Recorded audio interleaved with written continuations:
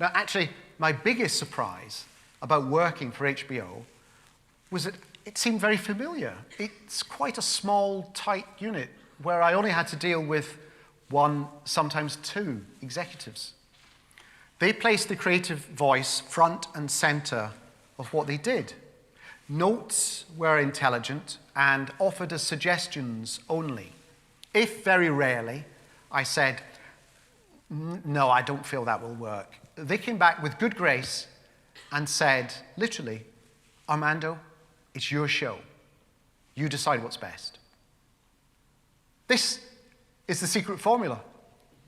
But here's the thing. That's exactly how the BBC worked some 15 years ago. The best US shows are modeling themselves on what used to make British television so world-beating. To have a broadcaster have faith in you and leave you to get on with it was the very essence of British television, not just under the public service remit, but in the commercial field as well. ITV and then Channel 4 and now Sky are channels that have hoovered up not just the BBC's executives to run their own channels, but its template, quality, because quality brings audiences. Look where that faith brings rewards now, all across our domestic output, from BBC One to Sky Atlantic, Happy Valley, The Tunnel, Broadchurch, The Fall, Line of Duty, shows that place trust in the creative process and in the viewer. UK television is copying the US formula that was copied from UK television. US primetime schedules are now littered with those quirky formats from the UK. The Who Do You Think You Are's and the variants on Strictly Come Dancing, as well as the single-camera, non-audience sitcom, which we brought into the mainstream first. We have changed international viewing for the better. And I think sometimes our political partners forget this. Here's one instance. George Osborne recently said in an interview that there should be more TV dramas that have extended runs, so we're not left behind in the increasing habit of people watching US box sets. I agree. But what he fails to realize is that the best of those US dramas have been the ones that have taken a leaf out of the British playbook, limiting their runs to 13 episodes instead of 22, with shows like Game of Thrones and True Detective on 10. It's the refusal to dilute quality for quantity that has made these series so good. And by the way, not so long that viewing them in one binge is totally unrealistic. So, no, let's be more assertive. The international market flatters us with imitation. Now is the time to strike out, not huddle down. If the license fee is under strain, then let's supplement it, not carve it up, by pushing ourselves more commercially abroad. Use the BBC's name, one of the most recognized brands in the world, and use the reputation of British television across all networks to capitalize financially overseas. Be more aggressive in selling our shows through advertising, through proper international subscription channels, freeing up BBC Worldwide to be fully commercial, whatever it takes, frankly. Let's not be icky and modest about making money.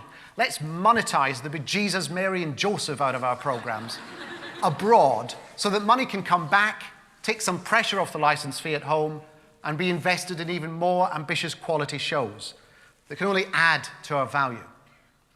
Protect public service broadcasting at home by displaying the arrogance of our convictions abroad. Instead, what do we get? Dawn. An eerie silence settles on central London. Then, bang! Tanks and troops move into Broadcasting House. Their instructions close down the BBC.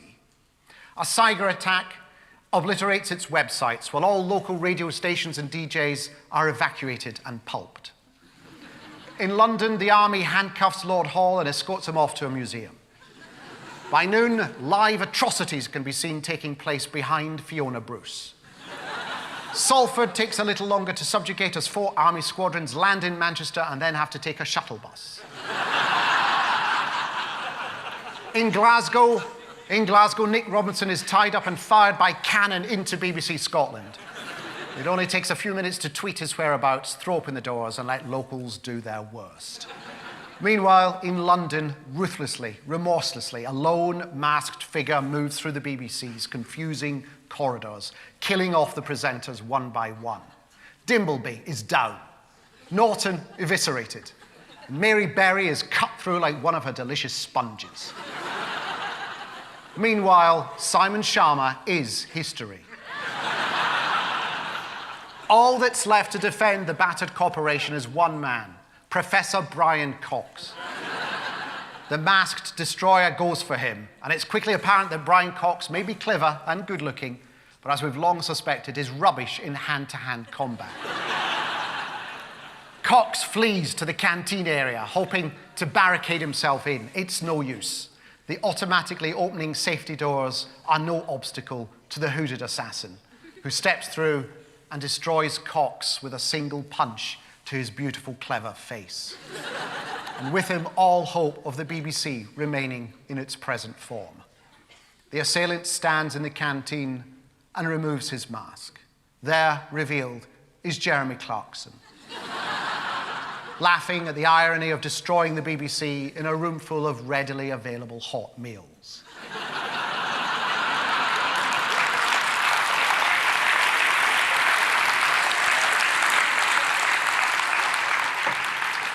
I exaggerate, of course, for comic effect. But if you're all laughing at this entirely fictitious conspiracy theory, then you must recognize something that rings true, because we do we not, feel under attack. Foreign owners are now buying into our networks when we should be beating the world with our shows. So where are our cheerleaders? If public service broadcasting, one of the best things we've ever done creatively as a country, if it was a car industry, our ministers would be out championing it overseas, trying to win contracts, boasting of the British jobs that would bring. If the BBC were a weapons system, half the cabinet would be on a plane to Saudi Arabia to tell them how brilliant it was.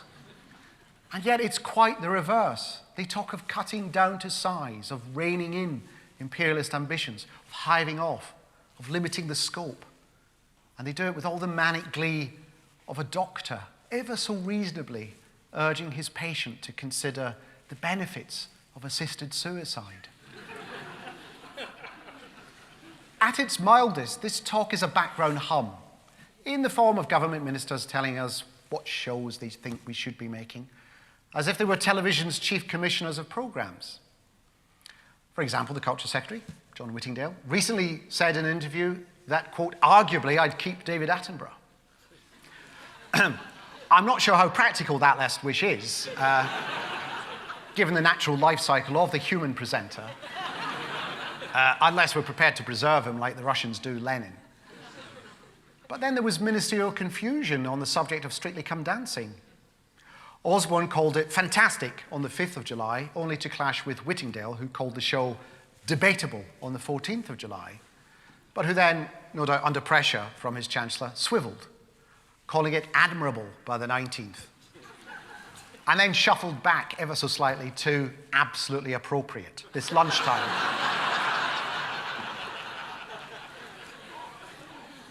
It was such an elegantly performed manoeuvre, he really should go on the show. The point is, even in just one programme, it's very difficult to get a clear idea of what they're really thinking. It's just like dealing with actual TV commissioners.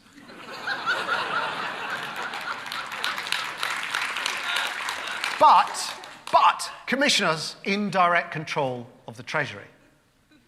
So what worries me is that, A, politicians now intend to act on their extremely subjective opinions, and B, they're increasingly falling into the trap of thinking that because they've won a parliamentary majority, they know how a majority of the public thinks. It's a dangerous path, in itself a creeping imperial ambition that does international harm to our stock.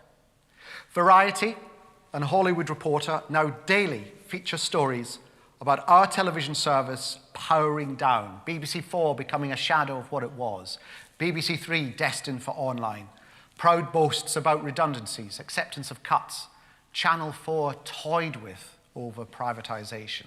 Doubts over it not fully answered at lunchtime today. To quote a question I've been repeatedly asked by the US TV industry, what the hell are you guys thinking? To them it looks like we're going mad. This is toxifying something that could otherwise make more money internationally. Simply put, it's bad capitalism.